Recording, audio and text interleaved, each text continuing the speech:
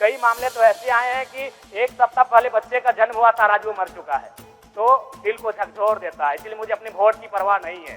शराब पीने वाले मुझे अगर वोट ना दे मेरे इस बयान के बाद, मुझे उस बात का दुख नहीं है, और उसमें मुख्य कारण शराब होता है। इसलिए मैं चाहता हूं गुरुजी को सच्ची श्रद्धांजलि, मद निषेध कानून लाकर दिया जाए। झारखंड विधानसभा के बजट सत्र में शनिवार पेयजल एवं स्वच्छता विभाग के बजट पर चर्चा चल रही थी।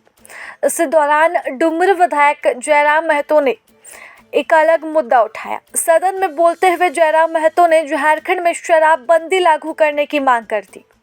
उन्होंने कहा कि जिस तरह बिहार में शराबबंदी लागू है, उसी तरह झारखंड में भी शराब पर पूरी तरह प्रतिबंध लगाया जाना चाहिए। जयराम महतो अपने पुराने और बेबाक अंदाज में बोलते हैं कि अगर इस मुद्दे पर उन्हें वोट नहीं भी मिले तो कोई फर्क नहीं पड़ेगा, लेकिन उनका मानना है कि झारखंड को शराब मुक्त होना चाहिए। वह आगे कहते हैं कि गुरुजी यानी कि शिबू सोरेन के सपनों का झारखंड शराब के बिना ही था, इसलिए राज्य में शराबबंदी लागू करने पर गंभीरता से विचार किया जाना चाहिए। जयराम महतो के इस बयान के बाद सदन में कुछ देर तक चर्चा का माहौल भी बना रहा। मुझे चिंता उनके भविष्य की है।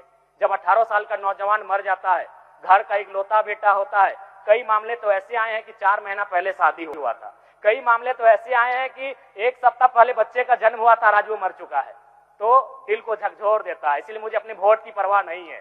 शराब पीने वाले मुझे अगर वोट ना दे मेरे इस बयान के बाद, मुझे उस बात का दुख नहीं है, लेकिन 18 से 25 साल के नौजवान जो प्रत्येक दिन 10 से 12 की संख्या में मारे जा रहे हैं, और उसमें मुख्य कारण शराब होता है। इसलिए मैं चाहता हूं गुरुजी को सच्ची श्रद्धांजलि, मद निषेध कानून लाकर दिया जाए।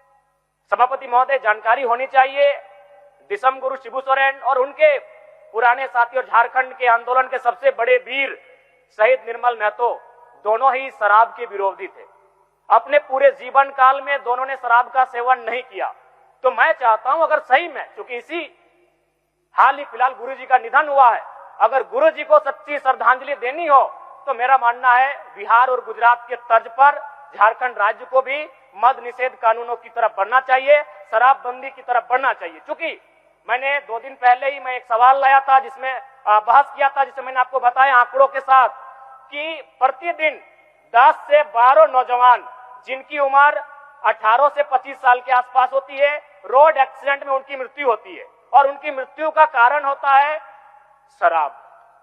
इसलिए मैं मानता हूं मेरे इस बहस के बाद प्रभातखबर.com